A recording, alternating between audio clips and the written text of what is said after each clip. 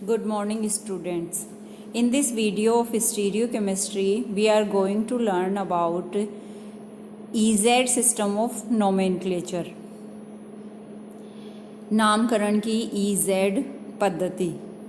देखिए, जितने भी ज्योमेट्रिकल आइसोमर्स होते हैं उनमें सिस ट्रांस मेथड से उनका नामकरण करना संभव नहीं होता है. ऐसा कब होता है? ऐसा तब होता है जब कार्बन कार्बन डबल बॉन्ड से बॉन्डेड कंपाउंड में प्रत्येक कार्बन पर डिफरेंट टाइप के ग्रुप्स जुड़े हुए होते हैं. उस समय उन ज्योमेट्रिकल आइसोमर्स को सिस ट्रांस द्वारा रिप्रेजेंट करना काफ़ी कठिन होता है, नामकरण करना काफ़ी कठिन होता है. अतः उनके नामकरण के लिए EZ पद्धति यूज़ की जाती है. EZ पद्धति द्वारा किस प्रकार नामकरण किया जाता है, कुछ उसके नियम हैं. उन नियमों को हम देखते हैं. फर्स्ट नियम यह कहता है कि बॉन्डेड एटम्स के ग्रुप्स के अनुक्रम को प्रायोरिटी ऑर्डर के द्वारा हम उसे डिनोट करेंगे और इनकी प्रायोरिटी हम डिटरमाइन करेंगे कान इंगोल्ड प्रिलोग के द्वारा दिए गए RS नामकरण पद्धति के आधार पर. उसके बाद हम ये देखेंगे कि दोनों कार्बन पर डबल बॉन्ड वाले पर जो ग्रुप्स जुड़े हुए हैं उनका प्रायोरिटी डिटर्मिनेशन जो किया गया है उसके आधार पर उनके प्रायोरिटी वाले ग्रुप मीन्स 1 नंबर वाले ग्रुप दोनों सेम साइड में होंगे तो उसे हम जेड नाम दे देंगे या जेड आइसोमर कहेंगे. अगर प्रायोरिटी वाले ग्रुप विपरीत साइड में हो तो उसे E एंटीजन ओपोजिट कह देंगे. इस प्रकार से EZ नामकरण किया जाता है. कुछ एग्जाम्पल्स के द्वारा हम इसको समझते हैं. देखिए, पहले ऊपर वाले एग्जाम्पल अपन देख लेते हैं. जैसे कि 1 ब्रोमो 2 क्लोरोप्रोपीन है. इसमें सबसे पहले हमें देखना है ये दोनों डबल बॉन्डेड कार्बन है.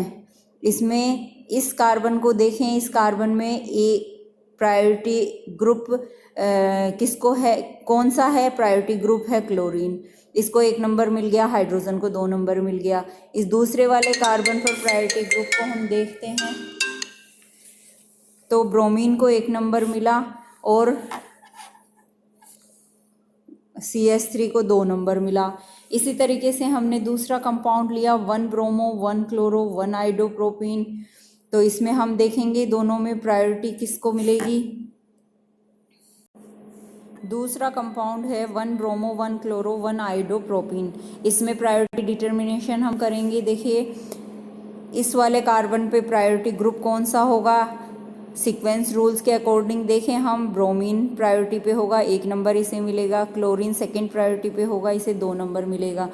इसी तरीके से इस कार्बन पर आयोडीन और मिथाइल में से आयोडीन प्रायोरिटी ग्रुप होगा और मिथाइल जो है वो सेकेंड नंबर पे रहेगा.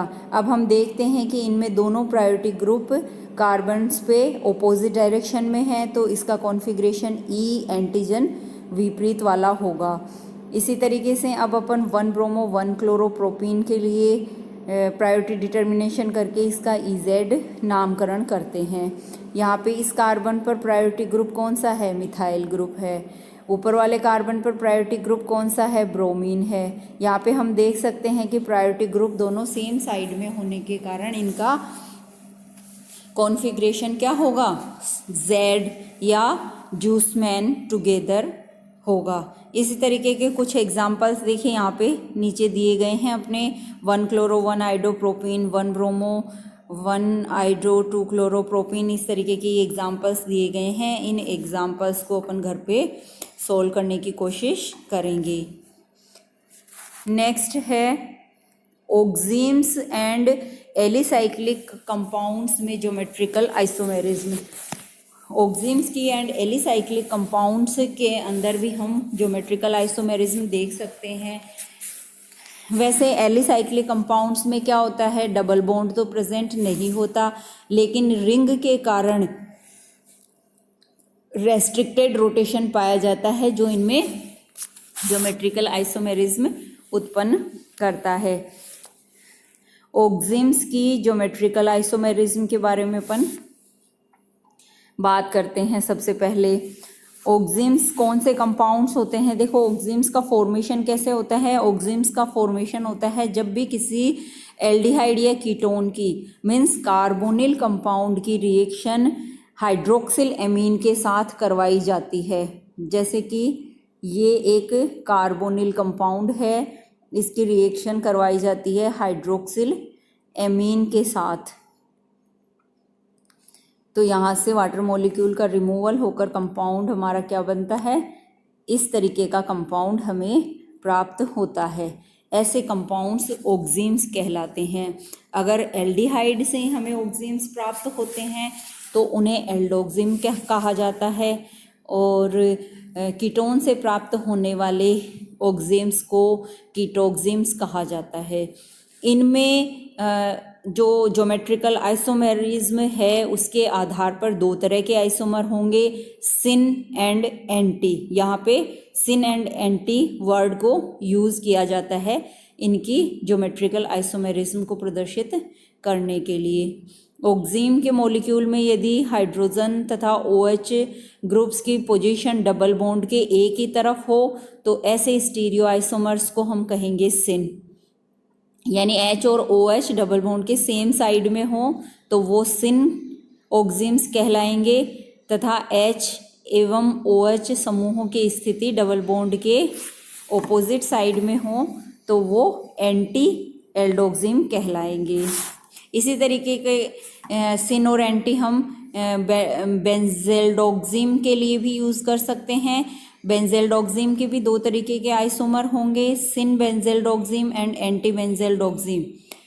सिन में क्या होगा? H और OH डबल बॉन्ड के सेम साइड में होंगे और H और OH डबल बॉन्ड के ऑपोजिट साइड में होने पर वह एंटी आइसोमर होगा।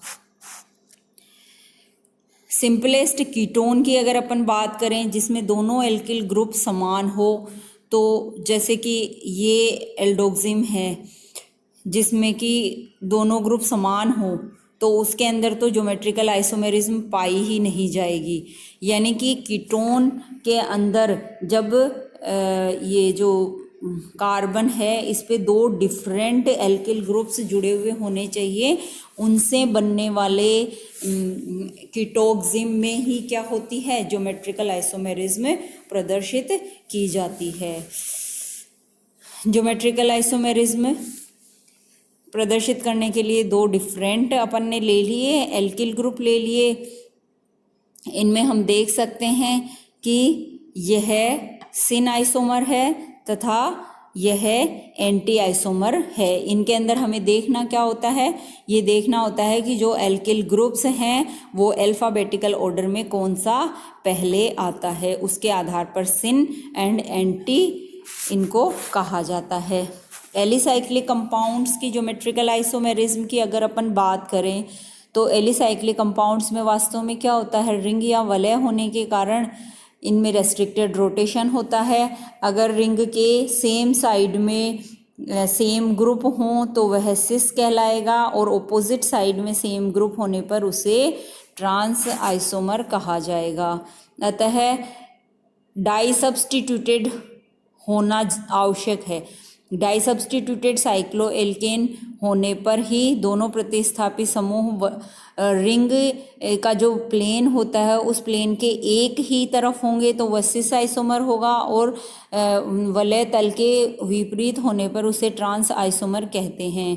जैसे कि फॉर एग्जांपल अपने देखें साइक्लोब्यूटेन 1,2 डाई कार्बोक्सिलिक एसिड की अपन बात करें तो दोनों COOH ग्रुप तल के ऊपर की तरफ हैं तो यह सिस है, एक ऊपर और एक नीचे होने पर ट्रांस है। 1,2 डाईमेथिल साइक्लोहेक्सेन की अगर अपन बात करें तो यहाँ पे ये सिस हो गया, ये ट्रांस हो गया। इस तरीके का कोई भी एग्जाम्पल अपने एग्जाम्स में पूछा जा सकता है।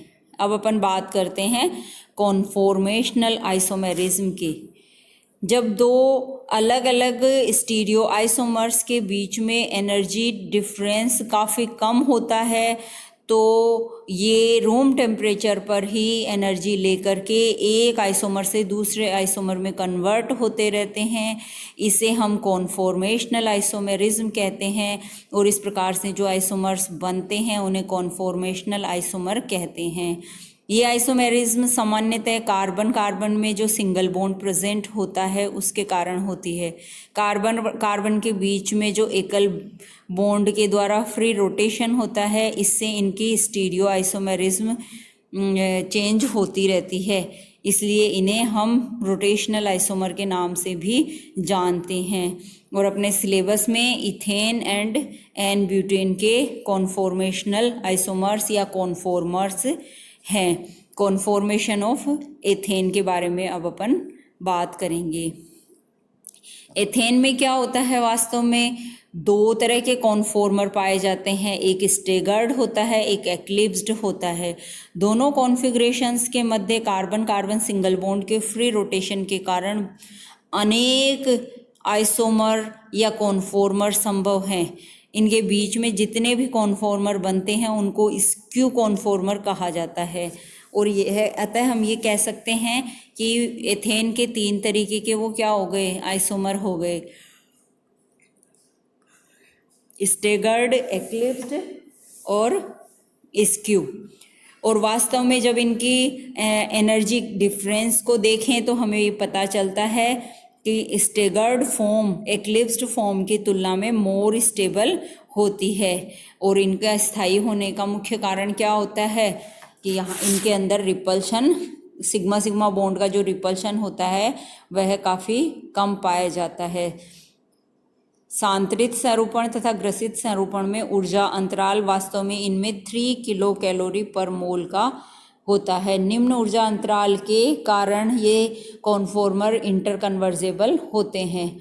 यदि परिवर्तन के दौरान 0 डिग्री, 120 डिग्री, 240 डिग्री के एंगल बनते हैं तो इन कोणों पर हमें एक्लिप्स्ड कॉन्फॉर्मर मिलता है, जबकि 60 डिग्री, 180 डिग्री और 360 डिग्री पर हमें स्टेगर्ड कॉन्फॉर्मर मिलता है। ये वाले स्टेगर्ड वाले सामान्यतः स्टेबल होते हैं। यहाँ पे हम देख सकते हैं ये स्टेगर्ड कॉन्फॉर्मेशन है। डॉट के द्वारा सामने वाले कार्बन को, सर्किल के द्वारा पीछे वाले कार्बन को रिप्रेजेंट किया गया है। तीन बॉन्ड इन दोनों से बॉन्डेड हैं। हम देख सकते हैं कि आमने सामने हाइड्रोजन नहीं होकर के हाइड्रोजन के बीच में 60 डिग्री का एंगल होता है और ये most stable conformer of ethane है, स्टेगर्ड कॉन्फॉर्मर। दूसरा है एक्लिप्स्ड कॉन्फॉर्मर, और जिसमें आगे वाले कार्बन यानी rear carbon and back carbon दोनों के हाइड्रोजन एक दूसरे को कम्प्लीटली कवर करे हुए होते हैं। और इन दोनों के बीच में, इसमें दोनों के हाइड्रोजन के बीच में बॉन्ड एंगल 0 डिग्री होता है। और स्क्यू कॉन्फॉर्मर इन दोनों के बीच में आता है 0 डिग्री से 60 डिग्री के बीच में जो भी बॉन्ड एंगल बनता है तो स्क्यू कॉन्फॉर्मर आता है। इसी प्रकार से एन ब्यूटेन के कॉन्फॉर्मेशंस को अपन देख सकते हैं। एन ब्यूटेन में वास्तव में क्या होता है, एथेन के दोनों कार्बन पर प्रेजेंट एक हाइड्रोजन को एक मेथिल ग्रुप के द्वारा सब्सटीट्यूट कर दिया जाए और इनकी तुलनात्मक स्टडी की जाए तो यहाँ पे ये एथेन के हमें 1 2 3 4 5 6 यहाँ पे फॉर्म्स मिलते हैं। इनमें most stable form anti form होता है जिसमें दोनों CH3 एक दूसरे से मैक्सिमम डिस्टेंस पे होते हैं। 60 डिग्री पर रोटेट करने से हमें पार्शियली एक्लिप्स्ड फॉर्म मिलता है क्योंकि इसमें CH3 के बिल्कुल सामने CH3 नहीं होकर के हाइड्रोजन होता है। फिर दो CH3 60 डिग्री पे हो तो वह गाउची आता है। फिर उसको 60 डिग्री फर्दर रोटेट करने पर दोनों CH3 एक दूसरे को कवर कर लेते हैं तो यह कम्प्लीटली एक्लिप्स्ड होता है। अगेन फिर गाउची रूप मिलता है। फिर आंशिक ग्रसित यानी पार्शियली एक्लिप्स्ड मिलता है। 60 डिग्री का रोटेशन हमें करते जाना है, आइदर क्लॉकवाइज और एंटी क्लॉकवाइज। इस तरीके से हमें मेन 4 फॉर्म्स एन ब्यूटेन के कॉन्फॉर्मर्स के रूप में मिलते हैं। एक होता है एंटी, दूसरा होता है आंशिक ग्रसित पार्शियली एक्लिप्स्ड, तीसरा होता है गाउची और फोर्थ होता है कंप्लीटली एक्लिप्स्ड, फुल्ली एक्लिप्स्ड।